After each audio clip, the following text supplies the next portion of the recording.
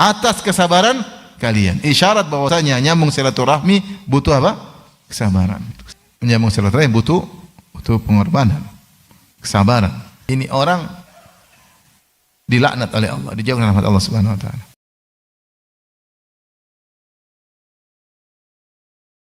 Ada orang datang sama saya, Ustaz, ini kisah nyata. Ustaz, saya ini kalau kebagi-bagi rezeki kepada kakak adik, kalau banyak mereka bilang sombong. Kalau saya kasih sedikit katanya pelit. Coba serba salah. Saya kasih lebih banyak dia sombong. Saya kasih sedikit bilangnya apa? Pelit. Saya bilang sabar. Kawan satu, kawan yang lain ada yang datang, Ustaz, saya bantu kakak saya terus. Kakak saya tidak pernah terima kasih sama sekali. Dia bilang ini kewajibanmu bantu saya. Subhanallah. Minta lagi kewajibanmu. Kamu dulu siapa yang ini? Jadi ungkit kebaikannya dan dia tidak pernah terima kasih sama kawan saya. Padahal dibantu suaminya, dibantu dia, dibantu anaknya, dibantu semua, dikasih usaha dagang, tidak pernah terima kasih. Bilangnya ini kewajibanmu. Subhanallah. Saya bilang itulah silaturahmi, butuh perjuangan, tapi rezekinya lancar. Enggak apa-apa di ngomel-ngomel kakak, yang penting rezeki apa? Lancar. Subhanallah, terkadang silaturahmi itu ada pengorbanan perasaan. Makanya ketika Allah menyebut tentang ciri-ciri penghuni surga tadi surah Ar-Ra'd yang kita baca tadi. Kata Allah, wal malaikatu yadkhuluna alaihim min kulli bab salamun alaikum bima sabartum. Dan malaikat masuk kepada mereka dari pintu-pintu surga dan malaikat berkata salamun alaikum bima sabartum. Keselamatan bagi kalian masuk surga atas kesabaran kalian. Isyarat bahwasanya nyambung silaturahmi butuh apa? Kesabaran. Dan Rasulullah SAW sudah isyaratkan, kata Rasulullah SAW, laisal wasil bil mukafi, walakinnal wasil man idza qati'at rahimuhu wa salaha. Bukanlah penyambung silaturahmi sejati adalah orang yang hanya baik ketika dibaikin, al mukafi. Baik, enggak, putus, baik. Dia dibaikin, dia baikin. Enggak dibaikin, dia enggak baikin juga. Walakin wasil, tetapi penyambung silaturahmi sejati, man idza quti'at rahimuhu wa salah. Penyambung silaturahmi sejati, kalau rahimnya diputus, orang bikin masalah sama dia tetap nyambung. Ini menunjukkan bahwa dia menyambung silaturahmi karena Allah, bukan karena duniawi, bukan karena ingin disanjung oleh kerabat-kerabatnya, bukan karena dikasih jempol kerabat-kerabatnya, enggak. Tetapi karena dia mencari wajah Allah. Dia tahu menyambung silaturahmi butuh pengorbanan karena pahalanya apa? Besar. Datang seorang dari hadis Abu Hurairah datang kepada Nabi SAW berkata, ya Rasulullah, inna li qarabatan asiluhum wa yaqta'uni. Ya Rasulullah, saya punya kerabat, saya sambung dengan mereka kekerabatan, mereka justru memutuskan silaturahmi. Saya sambung mereka putuskan. Wa uhsinu ilaihim wa yusi'una ilayya. Aku berbuat baik kepada mereka, mereka berbuat buruk kepada aku. Wa ahlumu anhum wa yajhaluna alayya. Aku sabar dengan mereka, memaafkan mereka, mereka tidak pernah sabar denganku. Subhanallah.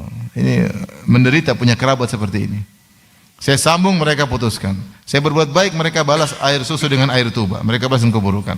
Saya sabar, mereka tidak sabar. Bagaimana ya Rasulullah? Apa kata Rasulullah SAW? La in kunta kama qulta faka'annama tusifuhumul mal wa la yazalu ma'aka dhahirun minallahi ma dumta ala dhalik. Kata Nabi SAW, kalau apa yang kau ucapkan itu benar, maka seakan-akan kau telah memasukkan debu panas pada mulut mereka. Ada yang mengatakan itu mereka berdosa, ada yang mengatakan mereka tidak punya malu, tai gedek, dibuat buruk.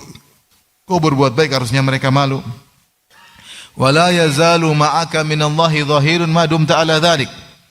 Dan senantiasa ada penolong Allah berikan kepada engkau menemanimu selama kau selalu begitu, balas keburukan dengan kebaikan, mereka buat buruk kau maafkan. Ada penolong bersamamu, subhanallah. Mungkin Allah kirim malaikat untuk membantu urusanmu. Jadi sabar. Setiap kau balas keburukan kebaikan, ada penolong Allah kirim buat kamu. Kita ini butuh pertolongan. Apalagi penolong tersebut yang kirim siapa? Allah Subhanahu wa taala. Oleh karenanya menyambung silaturahmi butuh pengorbanan, kesabaran. Tapi faedahnya luar biasa. Dari sini ikhwan dan akhwat yang dirahmati Allah Subhanahu wa taala, lawannya sangat berbahaya. Kita bilang hal ini berbanding lurus ya. Ketika silaturahmi pahala yang sangat besar, maka memutuskan silaturahmi juga dosanya sangat apa? Sangat besar. Di antara dalil akan bahayanya memutuskan silaturahmi, Nabi SAW bersabda, la yadkhulul jannata qati'. Pemutus silaturahmi tidak masuk surga. Ini yang pertama. Ancaman tidak masuk surga, ngeri.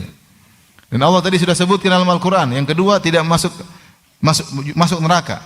Pemutus silaturahmi masuk neraka. Kata Allah, walladzina yanquduna 'ahdallahi min ba'di mitsaqihi wa yaqta'una ma amara Allahu bihi wa yufsiduna fil ardi ulaika lahumul la'natu wa lahum su'ud dar. Dan orang-orang yang membatalkan janji mereka kepada Allah setelah dikuatkan, orang-orang yang memutuskan silaturahmi dan orang-orang yang merusakan di atas muka bumi, maka bagi mereka laknat dan bagi mereka kesudahan yang buruk, neraka jahanam. Yang ketiga, orang yang memutuskan silaturahmi dilaknat oleh Allah. Ulaika lahumul la'nah, bagi mereka laknat Allah. Dalam ayat yang lain, wa tuqatti'u arhamakum ulaika alladzina la'anahumullah. Mereka adalah orang-orang dilaknat oleh Allah. Pemutus silaturahmi dilaknat oleh Allah. Apa yang laknat? Dijauhkan dari rahmat Allah Subhanahu wa taala. Ribut sama bapaknya, ribut sama uminya, ribut sama kakeknya, ribut sama neneknya, bertengkar sama kakaknya, bertengkar sama adiknya, ribut sama omnya, ribut sama tantenya, tidak perhatian sama ponakannya, bikin masalah. Ini orang dilaknat oleh Allah, dijauhkan dari rahmat Allah Subhanahu wa taala. Apalagi bahayanya memutuskan silaturahmi, dijauhkan dari hidayah.